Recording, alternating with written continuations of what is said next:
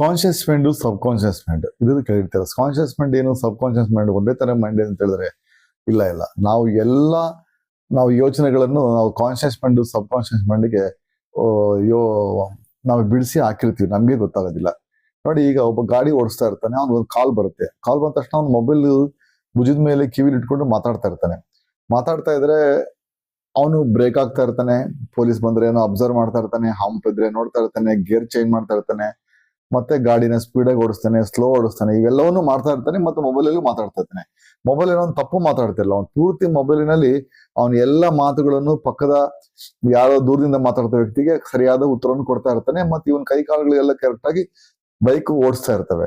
ಇದಕ್ಕೆ ಹೇಗೆ ಸಾಧ್ಯ ಅಂತ ಹೇಳಿದ್ರೆ, ಅವನು ಬೈಕ್ ನ ಚೆನ್ನಾಗಿ ಕಲ್ತ್ಕೊಂಡು ಕರಗತವಾಗಿ ಮಾಡ್ಕೊಂಡ್ಬಿಟ್ಟಿದ್ದಾನೆ.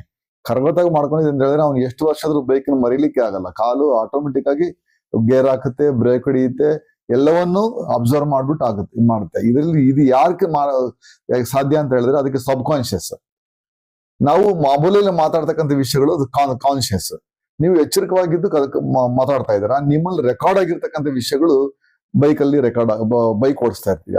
ಈ ರೀತಿ ಇದನ್ನ ಎಲ್ಲದಕ್ಕೂ ಉಪಯೋಗಿಸ್ಕೋಬಹುದು. ನೋಡಿ, ಇವಾಗ ಚಿಕ್ಕ ಮಕ್ಕಳಿಗೆ ಏನಾದ್ರು ದೊಡ್ಡವರು ಹೇಳ್ತಾ ಇರ್ತಾರೆ, ಪರಿಜ್ಞಾನ ಇಟ್ಕೊಂಡು ಓದೋ, ನೆನ್ನೆ ಹೇಳಿದ್ವಿ ಇವತ್ತು ಜ್ಞಾಪಕ ಇಲ್ಲ ಅಂತ ಹೇಳ್ತಾರೆ. ಅಂದ್ರೆ ನೀನು ಸರಿಯಾಗಿ ಜ್ಞಾನ ಇಟ್ಕೊಂಡು ಅದನ್ನ ಕಾನ್ಸಂಟ್ರೇಷನ್ ಇಟ್ಕೊಂಡು ಅದನ್ನ ಕೇಳಿಲ್ಲ, ಅದಕ್ಕೆ ಪರಿಜ್ಞಾನ ಇಟ್ಕೊಂಡು ಓದೋ ಅಂತ ಹೇಳಿ ಹಳೆ ಕಾಲದಲ್ಲಿ ಹೇಳಿದ್ ನಾವು ಕೇಳಿರ್ತೀವಿ.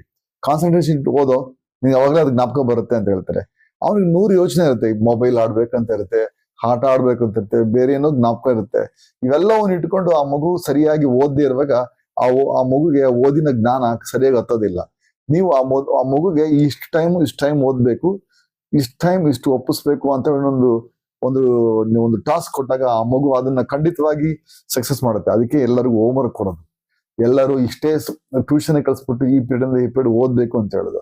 ಆಮೇಲೆ ಆ ಮಗು ಮೈಂಡ್ ಮೇಲೆ ನೀವು ಚೆನ್ನಾಗಿ ಓದ್ತೀಯಾ ಅಂತ ಹೇಳ್ಬಿಟ್ಟು ನೀವು ಆ ಪ್ರೆಷರ್ ಮಾಡಿ ಅಥವಾ ಪ್ರೆಷರ್ ಮಾಡ್ದಲೆ ನೀವು ಹೇಗೆ ಮಗುನ ಬೆಳೆಸ್ತೀರೋ ಅದು ನಿಮ್ ಕೈಲಿ ಇರುತ್ತೆ. ನೀವು ಸಬ್ ಕಾನ್ಶಿಯಸ್ ಮೈಂಡ್ಗೆ ಆ ಮಗುನ ತಗೊಂಡು ಹೋಗ್ಬೇಕು. ಅವಾಗಲೇ ಆ ಮಗು ಓದ್ಲಿಕ್ಕೆ ಅಥವಾ ಬೇರೆ ಯಾವುದೇ ಕಲ್ತ್ಕೊಳ್ಲಿಕ್ಕೆ ಅದು ತಯಾರಾಗಿರುತ್ತೆ. ನೀವು ಸುಮ್ಮನೆ ಮೇಲ್ನೋಟಕ್ಕೆ ಮಾತ್ರ ಶಾಲೆಗೆ ಹೋಗ್ಬಿಟ್ಟು ಬಂದ್ ಮಗು ಖಂಡಿತ ಸಕ್ಸಸ್ ಆಗಿಲ್ಲ. ಇದು 100ಕ್ಕೆ 10% ಓದತಕ್ಕಂಥ ಮಕ್ಳಿಗೆ ಮಾತ್ರ ಸಬ್ ಕಾನ್ಶಿಯಸ್ ಚೆನ್ನಾಗಿ ವರ್ಕ್ ಆಗುತ್ತೆ. ನೀವ್ ನೋಡಿ, 40 ಜನ ಶಾಲೆಯಲ್ಲಿ ಇರ್ತಾರೆ, 40 ಜನ ಶಾಲೆಯಲ್ಲಿ ಇದ್ರೆ 4-5 ಜನ ಮಾತ್ರ ಫಸ್ಟ್ ಕ್ಲಾಸ್ ಬರ್ತಾರೆ.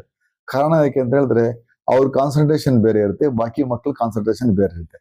ನೀವು ಈ ಸಬ್ ಕಾನ್ಶಿಯಸ್ ಪವರ್ನ ಎಲ್ಲದರಲ್ಲೂ ಉಪಯೋಗಿಸ್ಕೋಬಹುದು. ನೀವು ದುಡಿಮೆಲಿ ಉಪಯೋಗಿಸಿ, ದುಡ್ಡಿನ ಬಗ್ಗೆ ಉಪಯೋಗಿಸಿ, ಆಮೇಲೆ ನಿಮ್ಮ ಕೆಲಸಗಳ ಬಗ್ಗೆ ಉಪಯೋಗಿಸಿ. ಅವಾಗ ನಿಮ್ಗೆ ಕಾನ್ಸಂಟ್ರೇಷನ್ ಇಟ್ಟು ನೀವು ಕೆಲಸ ಮಾಡಿದ್ರೆ 100% ಸಕ್ಸಸ್ ಆಗುತ್ತೆ. ಇಲ್ಲ ನಿಮ್ಗೆ ಗೊತ್ತಾಗ್ಬಿಡುತ್ತೆ ಫೇಲ್ಯೂರ್ ಇದೆಯಾ ಇಲ್ವಾ, 4 ಕೆಲಸ ಮಾಡಿ ಗೊತ್ತಾಗ್ಬಿಡುತ್ತೆ ನಿಮ್ಗೆ ಏನಾಗಿಲ್ಲ ಅಂತ.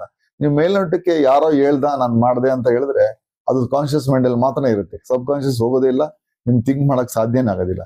ನಿಮ್ಗೆ ನಾಳೆ ಏನ್ ಮಾಡ್ಬೇಕು, ಅದು ಸರಿನಾ ತಪ್ಪಾ ಅನ್ನೋ ವಿಷಯನೂ ಕೂಡ ಸಬ್ ಕಾನ್ಶಿಯಸ್ ಹಾಕ್ಬಿಟ್ಟು ಖಂಡಿತ ಕುತ್ಕೊಂಡು ನೈಟ್ ಯೋಚನೆ ಮಾಡಿ ಬೆಳಗ್ಗೆ ಒಳಗೆ ನಿಮ್ಗೆ ಗೊತ್ತಾಗ್ಬಿಡುತ್ತೆ ಇದು ಸರಿನಾ ಇದು ತಪ್ಪಾ ಇಲ್ಲ ಅಂತ ಹೇಳ್ಬಿಟ್ಟು. ಬೇರೆ ಯಾವ ಶಾಸ್ತ್ರ ಹತ್ರ ಕೇಳಿ ದೇವ್ರ ಹತ್ರ ಕೇಳಿ ನೀವು ಡಿಸಿಷನ್ ತಗೊಳ್ಳೋ ಅವಶ್ಯಕತೆ ಇರಲ್ಲ, ಎಲ್ಲವೂ ನಿಮ್ಮ ಮೈಂಡೇ ಇರ್ತವೆ. ಇದನ್ನೇ ಸಬ್ ಕಾನ್ಶಿಯಸ್ ಮೈಂಡ್ ಅಂತ ಹೇಳೋದು.